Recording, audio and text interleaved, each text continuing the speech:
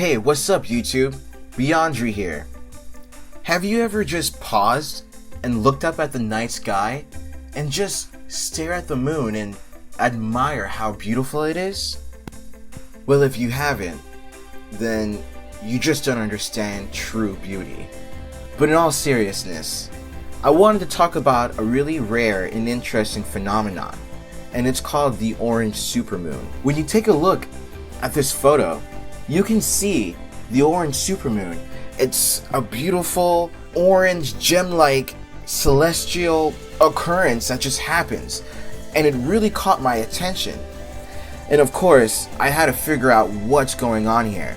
What's making it orange and why is it super? Well, what's going on here is that the reason, first of all, why the moon, well, the orange supermoon is super, is because the orbit of the moon is not perfectly circular around the Earth. Because the moon has an elliptical orbit, when it's at its furthest is called the apogee, and when the moon is at its closest is called the perigee. During the supermoon, it can actually appear up to 14% larger.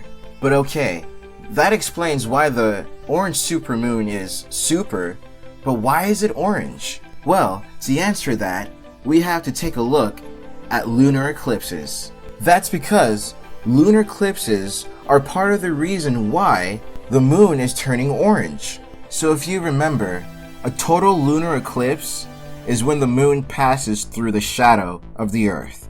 So just like the solar eclipse, when you see the moon is blocking the light from the sun, well, if you were standing on the moon, the Earth would be blocking the light from the sun. So that's pretty cool. Now, there are two parts of a total lunar eclipse. There is the penumbra, which is the partial eclipse, and then there is the umbra, which is the total eclipse. Now, if the moon were in the penumbra portion of the eclipse, then we wouldn't be able to see that reddish brown color. It's only when the moon is completely in the umbra that the moon appears to have that reddish brown color. And the reason the moon gets that reddish brown color is because the light reaching the moon is really, really dim. And it says here from an article from Wired that the bizarre color comes from Earth itself. As sunlight passes through our atmosphere, it interacts with particles like dust, scattering certain colors, specifically blue, which has a shorter wavelength. Red and orange, with their longer wavelengths, will pass right through.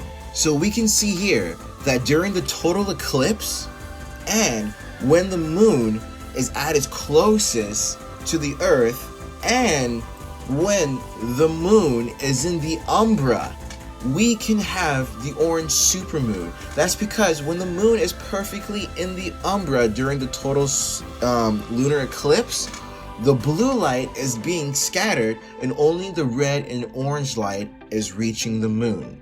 And that's it, guys. Thank you for going over this interesting topic about the orange supermoon. And if you like topics about astronomy, go ahead and like and subscribe and leave a comment below. Thank you.